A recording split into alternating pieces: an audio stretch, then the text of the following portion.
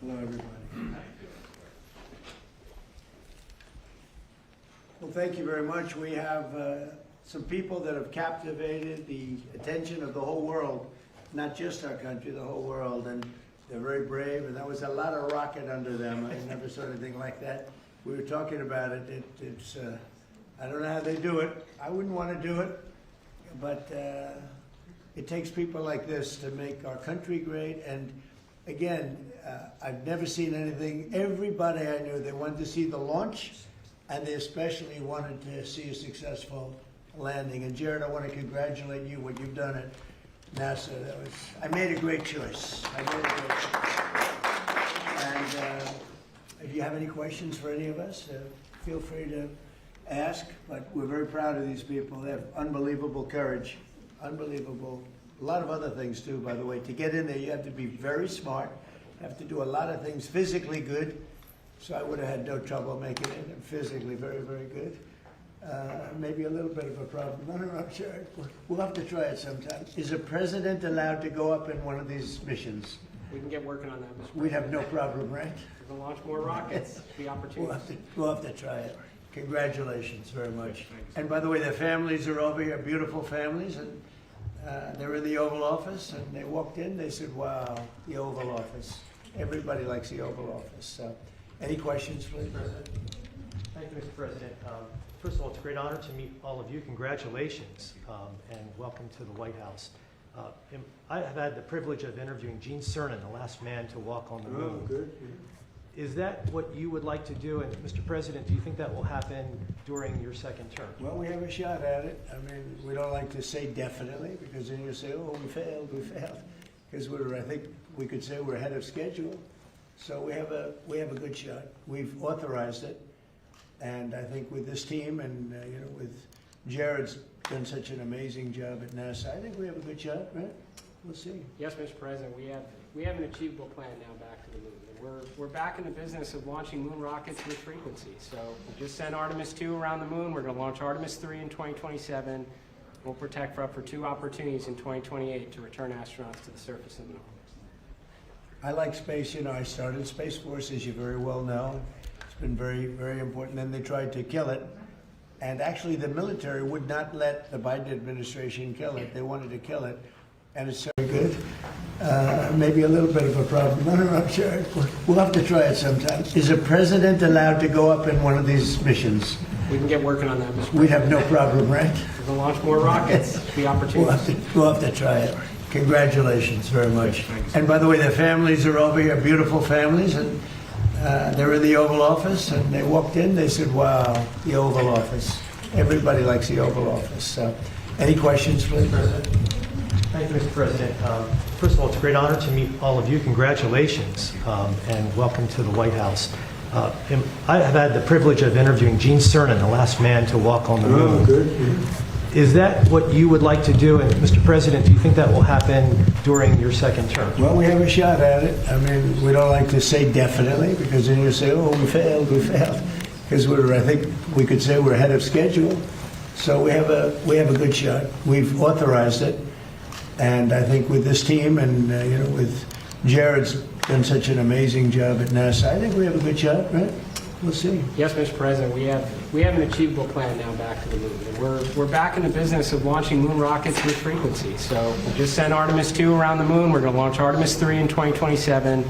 We'll protect for up for 2 opportunities in 2028 to return astronauts to the surface of the moon. I like space. I started Space Force, as you very well know. It's been very, very important. Then they tried to kill it. And actually, the military would not let the Biden administration kill it. They wanted to kill it. And it's going to turn out to be one of our most important things. I think it'll turn out to be one of the most important things they did. But we got involved with NASA bringing it back. And I was saying when I first looked at some of your facilities, they had grass growing on the runways, right in between the cracks of the asphalt. And but not anymore. It's really strong. And what they do, one of the things they do that's so important is for our military offense and defense. And a lot of people say, well, is it worth it? It's really worth it, because what's happened militarily, you see what we're doing militarily, a lot of that comes from space. So it's been pretty great. Good question. Yeah. Thank you, Mr. President. I have two questions for you. First, on the topic of space, do you have an update on the UFO files and what might be, when we're going to be seeing those? Well, I think we're going to be releasing as much as we can in the near future. For some reason, and I guess it's just a reason it's been in the minds of people for a long time, that is such, they want to find out about the UFOs and anything having to do with UFO or related material, and we're going to be releasing a lot of things from that we have, and I think some of it's going to be very interesting to people. I've interviewed people, my first term primarily, but I interviewed some pilots, very solid people, and they said they saw things that you wouldn't believe. So you're going to be reading about it. Yes. Sir, you spoke to Vladimir Putin not too long ago. Did you talk to him about today? Did you talk to him about progress in the space area, and what else did you? I didn't talk about space. No, I talked about Ukraine, and I talked a little bit about Iran. I talked about a few different subjects, mostly about Ukraine, and we had a very good conversation. I think we're going to come up with a solution relatively quickly. I hope. What does he want? I think you'd like to see a solution, I can tell you, and that's good. What involvement does he want to have in the Iran situation? He told me he'd like to be involved with the enrichment if he can help us get it. I said I'd much rather have you be involved with ending the war with Ukraine. To me, that would be more important because we're gonna have that. Look, we're not going to let Iran have a nuclear weapon, and we've knocked out their Navy, we've knocked out their Air Force, we've knocked out their anti-aircraft, everything, apparatus, everything they have, their radar, they have very little left. And they have some missiles, a small percentage. They have a small percentage of missile-making facilities. We knocked out about 80% of them. The rest could come very quickly if we don't make a deal. They're not going to have a nuclear weapon. They know it. And just about everybody else does. And so we talked about that a little bit.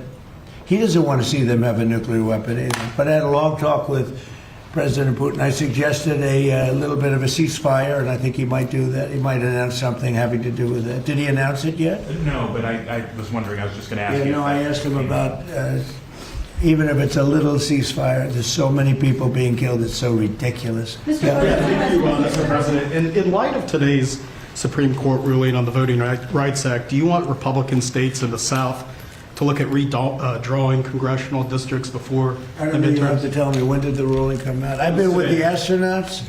I've been with contractors because we're trying to get the ballroom built Yeah. ahead of schedule. It's right on schedule. It's ahead of schedule now. I want to keep it that The ruling way. came out today. And I was also with commissioning some people, but one of, David Warrington's son. I don't know, you know David? Everybody knows David. He's got this incredible son, so he was just sworn in, so we had other things. Tell me about what happened. Well, some think that the ruling could create more Republican-held congressional seats in the South. That's good. Yeah, would you That's the want kind of ruling I like. Would you want them to When did pursue that happen? Well, the Supreme Court ruled on it this morning. Really? Is that right? Tell me about the ruling. well, I have a question, This is Mr. CNN President. fake news. On your call with President Putin today, do you think the war in Iran ends first or the war in Ukraine?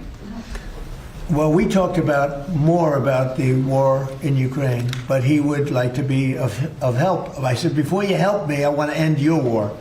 So we had a good talk. I've known him a long time. I think he was ready to make a deal a while ago. I think some people made it difficult for him to make a deal, but we talked more about Ukraine. But which war do you think ends first? That's an interesting question. Coming from you, that's very interesting. Which war would end first? I don't know. Maybe they're on a similar timetable. I think Ukraine, militarily, they're defeated, okay? You wouldn't know that by reading the fake news, but militarily, look, their Navy. So they had 159 ships. Every ship is right now underwater. Typically, that's pretty good. What do you think, Jared? I mean, it's going to be hard for them to make a naval comeback. Okay, now they have an Air Force. Every one of their planes has been shot down or has been decimated. They have missiles, about 82% are gone, and they have drones, and most of them are gone. Most of the factories are mostly gone, and we have tremendous anti-drone equipment now. Between lasers and that new, very special machine gun, that knocks them out of the air like flies. And we use bullets instead of $1 million, missiles to knock out a $30,000 drone. So I would say Jared would tell me that with everything you just heard, typically we're in pretty good shape. And in addition, their economy is crashing. Their, as you know, their money, they call it their money, they don't have a name for it. Their money is valueless. They've got inflation that nobody's ever seen before.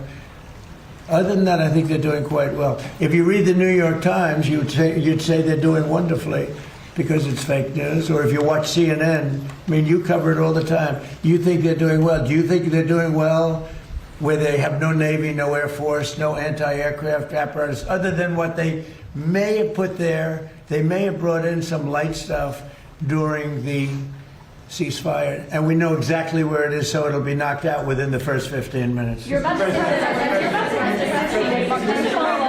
Yeah, go ahead. Mr. President. Thank Yeah. you very much, Mr. President. I want to go back to the Supreme Court ruling on the Voting Rights Act. I know you said you haven't seen it. When did it come Yeah. out, just now? No, it came out this morning, but basically very much narrows the Voting Rights Act. Was it And considered a win for a who? win for Republicans? I love it. absolutely. But my question. This is a very good, we can end this news conference right now. I want to read it.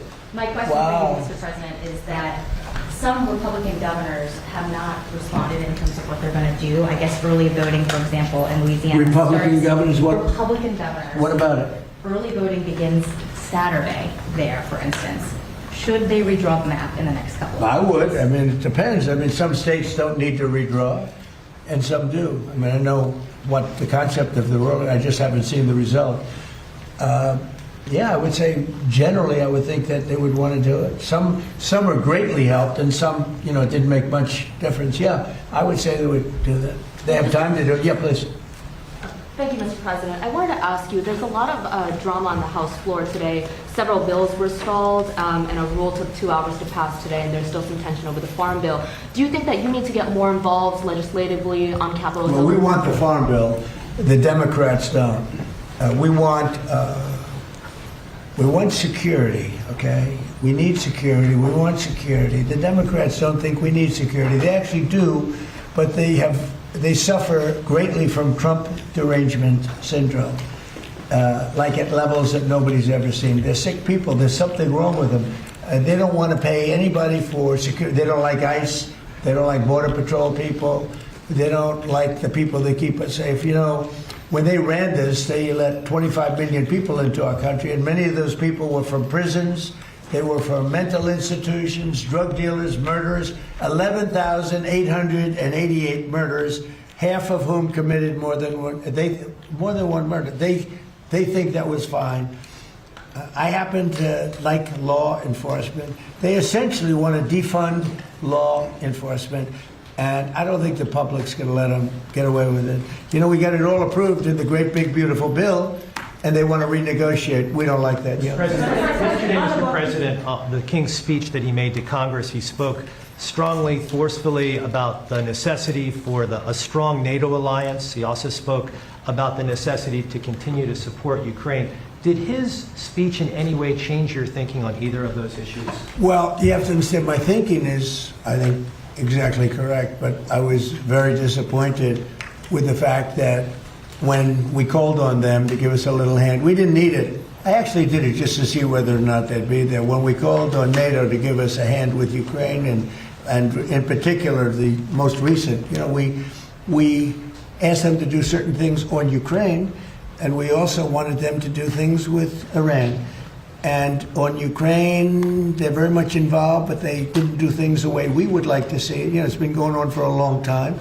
And on Iran, they weren't there. As you know it better than anybody. They weren't there. The king is fantastic. We spent a lot of time together. We had a lot of talk. We talked about this also. And he loves his country, and he's a great king, and he's a great friend of mine. And I think if he were doing that, if that were up to him, he would have probably helped us with Iran. He would have followed the suggestions we made with respect to Ukraine, because, we have some disagreements on Ukraine, and not having to do with NATO so much as European countries. But no, he's coming back tomorrow. We had an incredible evening last night, and he's leaving tomorrow. He's going to come back and see us before he leaves, and but I think he's a phenomenal representative for his country. I think the people in the United Kingdom should be proud. I loved the speech yesterday. I watched it. I loved the speech last night. I don't know about my speech. I thought my speech was okay too, but I thought it was. I think he's an unbelievable king, and by the way, an unbelievable queen. They are a great couple. Mr. President, this morning, we were talking about how busy you were this morning. James Comey was in court. He self-surrendered. He's now been charged a second time, this time over a social media post with seashells that said 8647. Do you really think that he was endangering your life or threatening your life with that Well, post? if anybody knows anything about crime, they know 86. You know what 86? It's a mob term for kill him. You ever see the movies? 86 him. The mobster says to one of his wonderful associates, 86 him. That means kill him. It's, I think of it as a mob term. I don't know, people think of it as something having to do with disappearing, but the mob uses that term to say when they want to kill somebody, they say, 86, the son of a gun. I'm trying to keep the language nice and clear. They don't use that term, son of a gun. They use another term. But that's a mob term for kill him. Yeah. But do you really think your life was in danger? 'Cause that's the Probably. I don't know. Based on what I'm seeing out there, yeah. The people like Comey have created tremendous danger, I think, for politicians and others. Comey is a dirty cop. He's a very dirty cop. He cheated on the elections. He tried to help Hillary Clinton, as you know. He dismissed a lot of things that he should have proceeded with. I wasn't involved, but he should have proceeded with.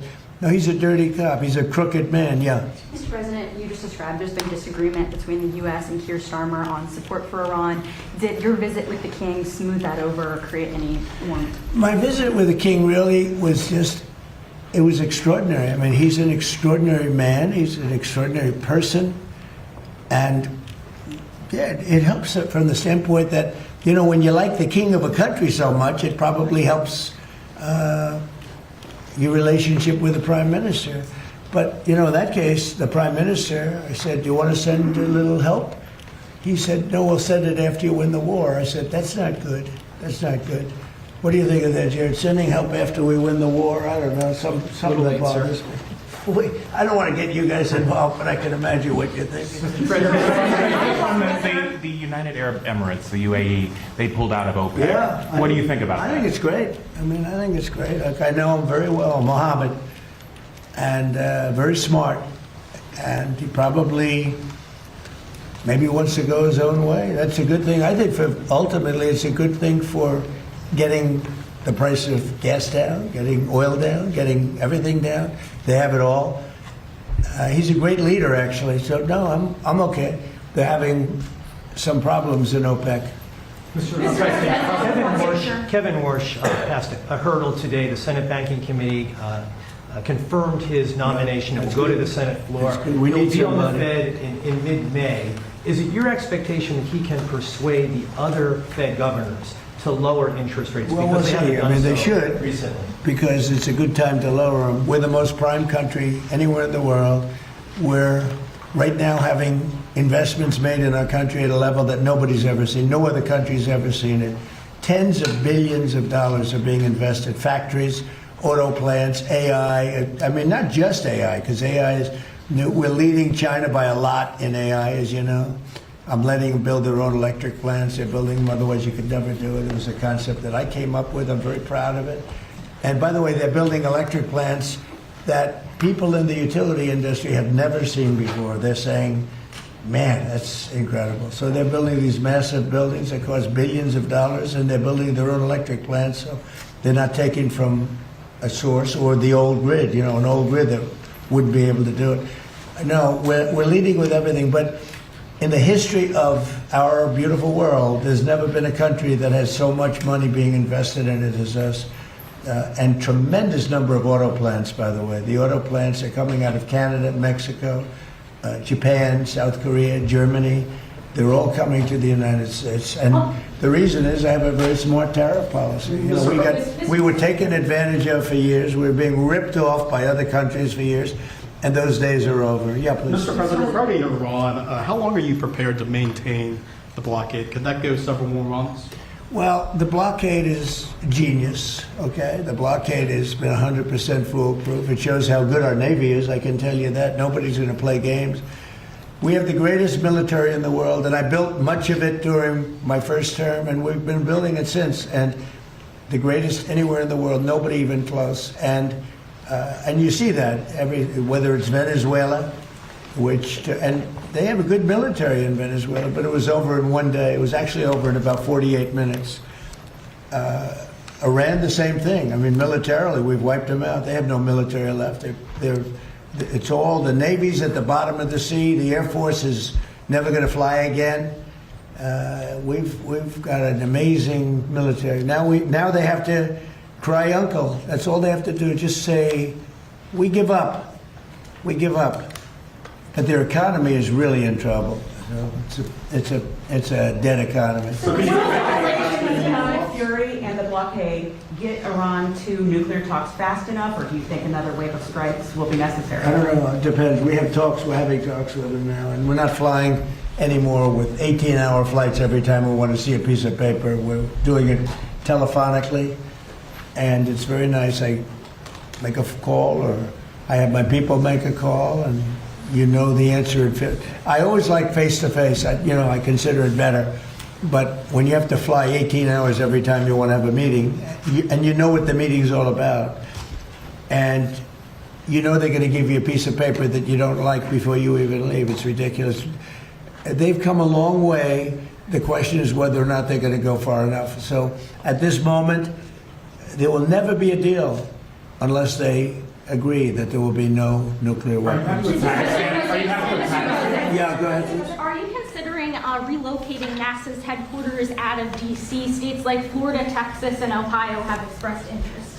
You're going to have to say it differently. Sorry, are you considering relocating NASA's headquarters out of D.C. once the lease is up? States like Texas, Ohio, and Florida. Well, the best man to tell you that is the man sitting right over here. You heard that question? With those beautiful ears of yours?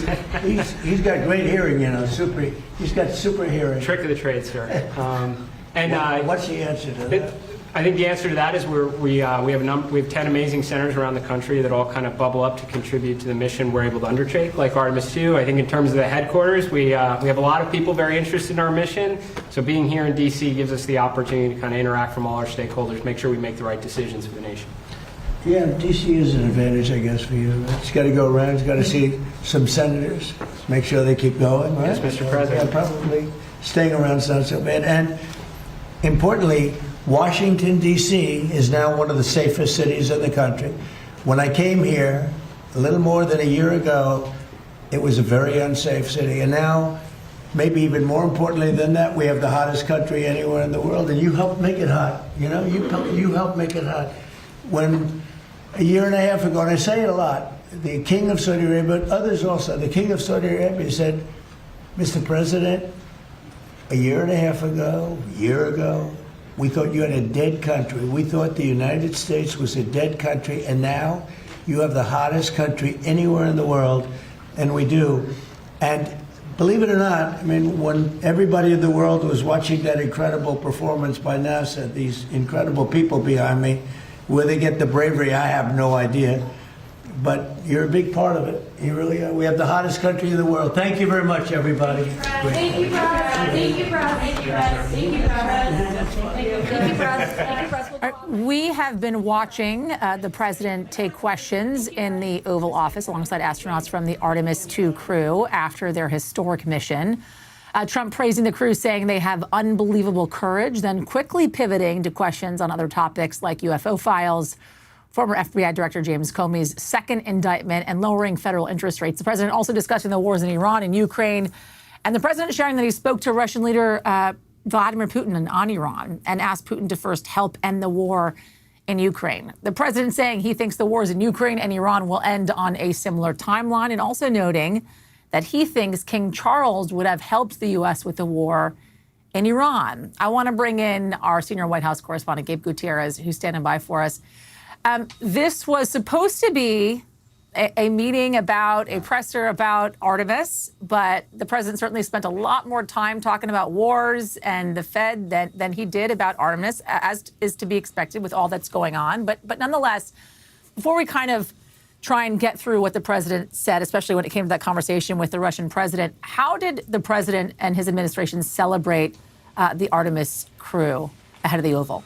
Well, certainly, Yasmin. And look, it's a remarkable achievement, not just for the U.S., but for humankind. And certainly this is something that so many people around the country and really around the world had been paying attention to. This is not the first time the president's spoken with the Artemis astronauts. He spoke with them by phone while they were still on their mission. They actually attended the State of the Union address before they went on their mission. But certainly this is a huge, just a huge recognition to be inside the Oval Office, being congratulated by the President of the United States. The president and his administration also talking about the plans for future Artemis missions, potentially even getting another human moon landing by 2028.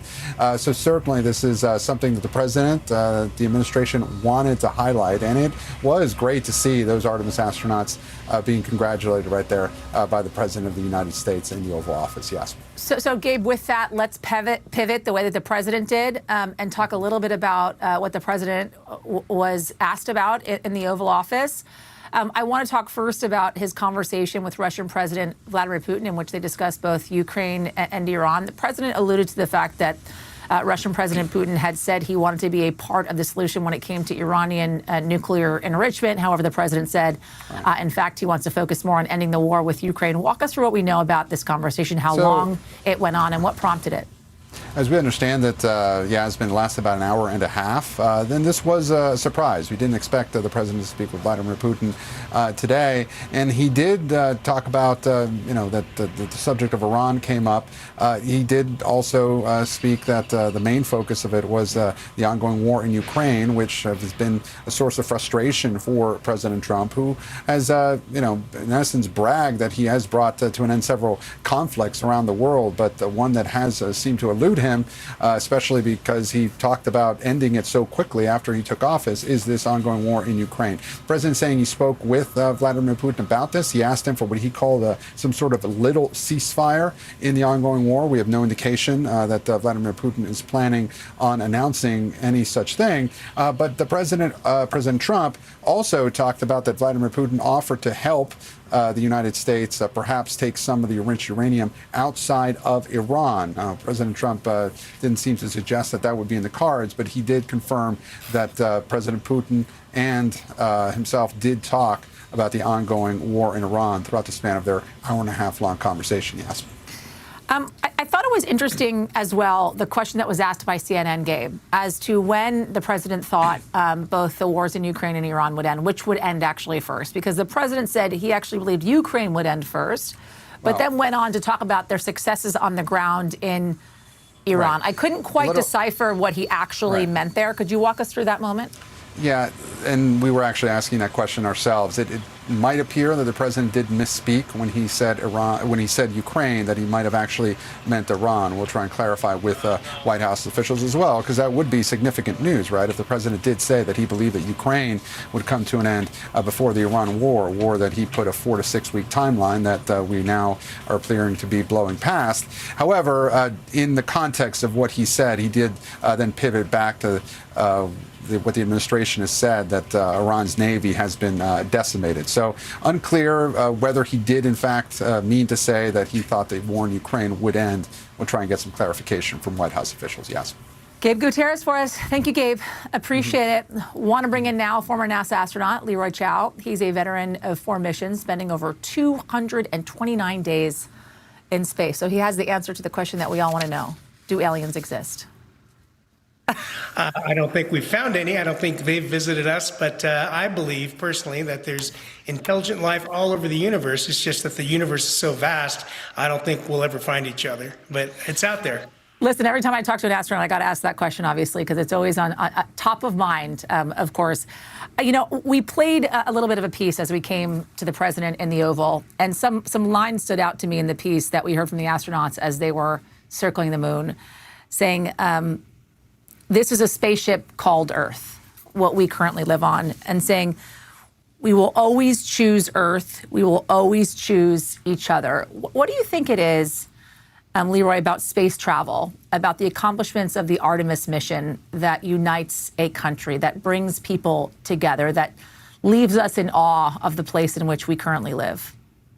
Sure. Humans are naturally curious. We always have, since early times, have wanted to explore, have wanted to know what's on the other side of the mountain, what's down in the ocean depths, and of course, what's up in the stars, what's out in space.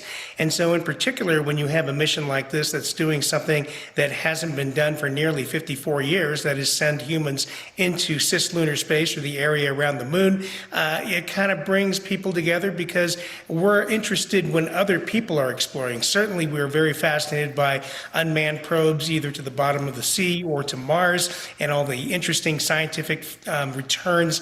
But when there's a human out there, we identify when a human first went up Everest, right? And so I think that helps kind of put all the negative, things going on pause, and hey, let's all come together and celebrate this very positive event, very significant event. You have visited with 3 presidents, as I mentioned, spending over 200 days in space.